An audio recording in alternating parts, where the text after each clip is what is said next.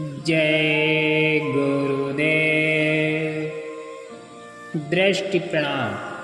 प्रणाम कई प्रकार से किया जाता है। दृष्टि प्रणाम करो, ये स्वीकार कर लेगा। दृष्टि प्रणाम में शरीर को झुकाने की भी आवश्यकता नहीं है। प्रणाम करना नहीं सीख पाए आप, सीधे रहो, दर्शन करो, दर्शन दो।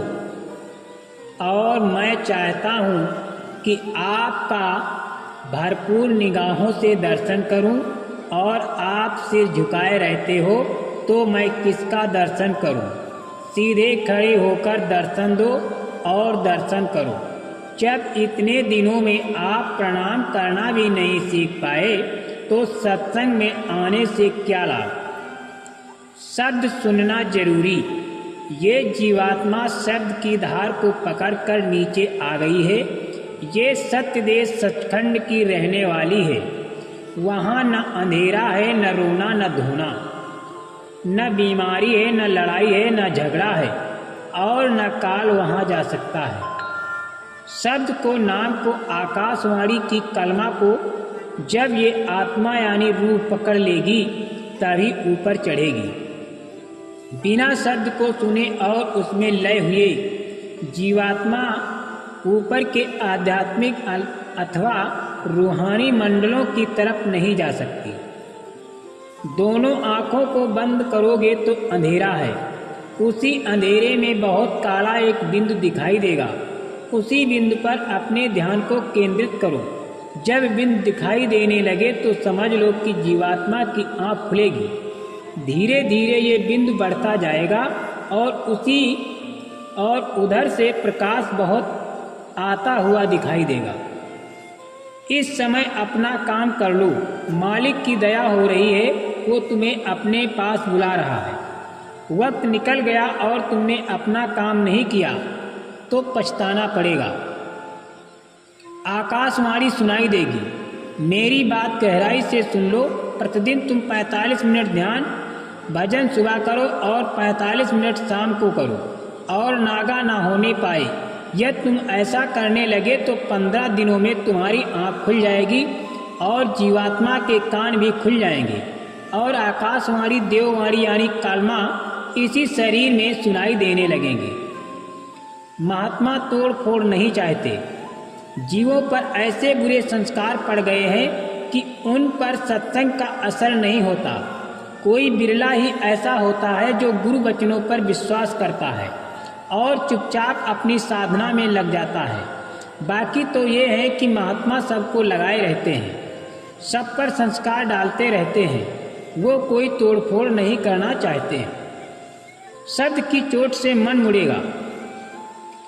जुग जुग से भागता हुआ ये मन एकाएक कैसे रुक सकता है।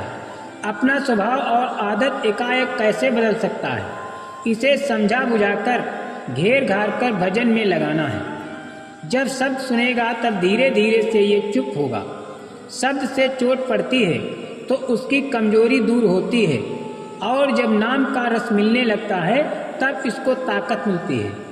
इसलिए इसके साथ मेहनत करनी पड़ती है, इसको रोकना पड़ता है, नहीं तो ये किसी को जाने नहीं देगा। जीवात्मा से शरीर में चेतना। पहले यही नहीं किसी को मालूम कि सूरत जीवात्मा इस शरीर में कहाँ बैठी है। संतों ने इस बात का पता लगाया। हृदय में बैठी है और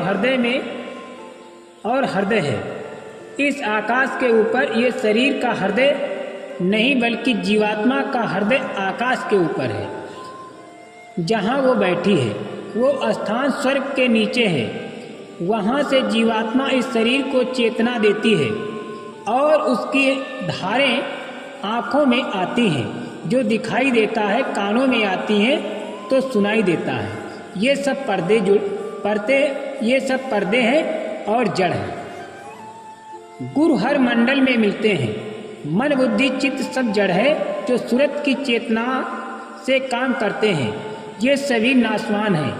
ब्रह्म के ऊपर मानसरोवर है जहाँ जीवात्माएं स्नान करती हैं। इधर स्वर्ग है, इधर स्वर्ग हो, वैकुंठ हो, माया का लोक हो, या ईश्वर या ब्रह्म का धाम हर जगह गुरु मिलेंगे और जीवों की संभाल बराबर करते रहते हैं। ये सभी स्थान ठहरने के नहीं हैं। गुरु तुमको ऊपर और आगे ले जाएंगे। ऊपर की रचना उजाले में है, वहाँ अंधकार नहीं है। कर्म साफ हो जाए तो अंधेरा चला जाएगा। त्रिकुटी में शब्द रूप आनंद तो स्वर्ग में भी है और वैकुंठ में भी आनंद है। जीवात्मा की आँख खुली कि भाग्य खुल गया। तीसरा नेत्र दिव्य दृष्टि खुलनी चाहिए। जीवात्मा जैसे ही त्रिकुटी यानी पार ब्रह्म के पार पहुँचती है तो शब्द रूप हो जाती है। फिर उसे लौटाकर यहाँ नहीं आना। वो शब्द का नाम पूरा बोध होता है। प्रकाश तो बहुत है, इतना प्रकाश है कि कहने में नहीं आता। साधकों को अंतर में आवाजें सुनाई देती हैं तो कहते हैं कि माथा फटा जा रहा। आवाजें होती रहती हैं, गाने होते हैं जिन्हें जीवात्मा सुनकर मस्त हो जाती है। माथा कर्मों की गंदगी के कारण फटता मालूम होता है। तब गंदगी साफ हो जाएगी तो आवाजें बर्दाश्त होने लगेंगी। आंखों के ऊपर आकाश। दया मांगने पर ही दया होती है। घाट पर दया मांगनी चाहिए। घाट है दोनों आंखों के पीछे जहाँ सूरत बैठी है। दोनों आंखों तक ये संसार है, दोनों आंखों के ऊपर आकाश है। ऐसी रचना की है कि किसी की समझ में नहीं आ सकती। संत समर्थ होते हैं। जो महात्मा जो सतलोक सचखंड के इस भूमंडल पर आते हैं वो हमारी तरह जन्म मरण के कैदी नहीं होते, बल्कि महात्मा के भेजे हुए, परमात्मा के भेजे हुए आते हैं। उनसे बड़ा कोई नहीं। जो समर्थ होते हैं और जो चाहे सब कुछ कर सकते हैं। ईश्वर ब्रह्म पार ब्रह्म महाकाल सभी उनसे डरते रहते हैं। पूंजी सौसों की है। कलयुग में मनुष्य जन्म की पूंजी साधारणतया 60-70 साल की होती है। पूंजी तो सौसों की होती है, किंतु मनुष्य इसी अवधि में अपनी पूंजी खत्म कर देता है। फिर शरीर छूट जाता है। जिन्होंने मेहनत करके अंदर का दरवाजा खोल लिया और उस पार निकल गए, उनके जन्म मरण का चक्कर समाप्त हो गया। निंदा नरक ले जाती है। किसी की भी निंदा करना बेलज्जत पाप है। संतों की निंदा जो करते हैं वे सीधे नरक को जाते हैं। संत की निंदा न का फिर नरके जाए। सत्संग क्या है? सत्संग का अर्थ सत्य का साथ करना। सत्य का अर्थ है जागृत और संग का अर्थ है जुड़ना। अर्थात जागृत या पहुँचे हुए पुरुष की सोहबत या संगत ही सत्संग है।